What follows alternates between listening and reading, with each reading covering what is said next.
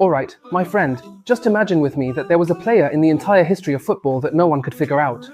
Not even the defenders could keep track of him. And even the referees couldn't tell where he was moving from. Even the greatest coach in England, Sir Alex Ferguson, stood in front of him and honestly said, "Inzaghi, you were born offside." Yeah, that's the player who would suddenly appear, snatch a goal, and disappear like a ghost standing inside the 18-yard box. Today, I'm going to tell you the story of Filippo Inzaghi, the striker who wrote his name in the books of legends, not because of his skill, or his technique, or his physical strength, but for one thing only, the instinct of a true poacher. Stick with me, because this is a story that won't happen again. Filippo Inzaghi was born in 1973 in Italy, and from the very first day he set foot on the pitch, people said he was just an ordinary player. He didn't have Totti's skill, Del Piero's speed, or Vieri's strength. But he had something of his own. His eyes were always on the goal, even when the ball wasn't with him. He would stand right on the offside line, watching the defenders. If the defender pushed up to set the offside trap, he'd go with him. If the defender dropped back, he'd drop with him, just waiting for the perfect moment to slip through. Honestly, he started out playing normally in the second division, and no one really paid much attention to him until he scored 15 goals in a single season. That's when Juventus noticed him and said, "This kid's got something in his legs." But before he could go to Juventus, Atalanta snatched him up. And that's where he had his first breakout in the 1996-97 season. Inzaghi scored 24 goals and became the top scorer in Serie A.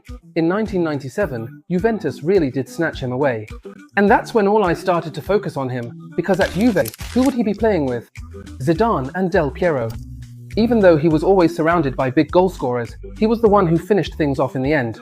In the 1997-98 season, Inzaghi scored 18 goals in the league and won the European Super Cup. And at Juventus, people kept saying he was always offside or just disappeared.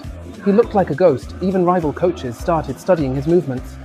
Defenders would push up the line, and the linesmen would raise their flags, but Filippo was always one step ahead of them. Now, let's jump together to the year 2001. Inzaghi moved to Milan, and that's when his legend really started to take shape. In the 2002-2003 Champions League season, he scored goals that turned matches around, and Milan reached the final against Juventus. That final ended with a penalty shootout, and Milan took the title.